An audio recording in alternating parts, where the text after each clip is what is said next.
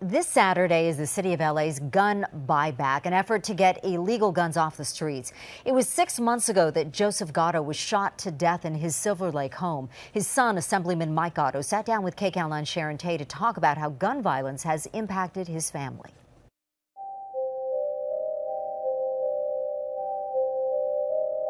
My sister went over there, unlocked the door,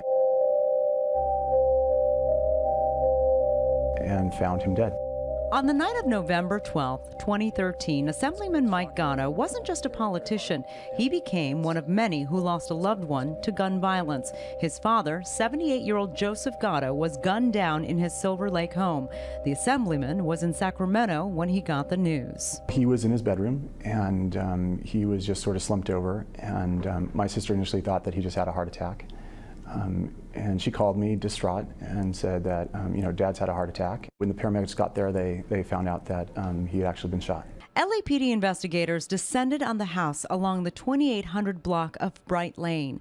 The home where Mike and his sisters, Nicole and Marianne, grew up, became a crime scene. It's really hard. I'm not going to lie to you, it's really hard. The initial theories really ran the spectrum. People thought that it could have been political. There was a lot of sleeplessness, of course, and a lot of concern. My house was put under armed guard for a while.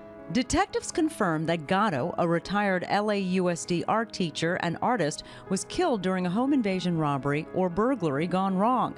Police say the weapon used was a .22 caliber handgun. The first month afterwards, really it was disbelief. I actually kept a newspaper by the side of my bed because I would wake up and I would feel like this wasn't really happening. We're a very close-knit family, and I just can't imagine life without him. It's been 6 months since their father's murder, and the suspect is still out there. The family is coping by cherishing memories. Gatto's face lights up when he talks about his dad. He worked very hard when we were kids. He had 3 jobs for most of my childhood, and he wanted to give us a better life, and he wanted us to get a good education and become something. My father, Joseph, who got me involved in politics when I was 13 years old, is back in the gallery. When I was running for office, he was a designated lawn sign guy. So people would request a lawn sign and my dad would go and hammer it in their lawn. We talked quite a bit. He loved hearing about my political exploits and things that I was doing in Sacramento. It's hard not to have him there for advice. How has this affected your family in the last 6 months? It's torn us apart. It has completely torn us apart. It's been very, very difficult to deal with this.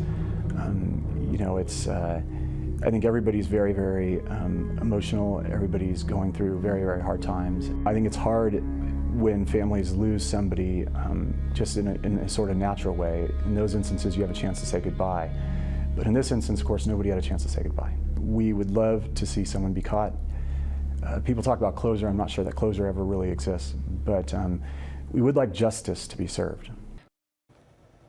And the City of LA gun buyback is this Saturday. There will be 4 locations where you can turn in unwanted guns, no questions asked, and get valuable gift cards in return.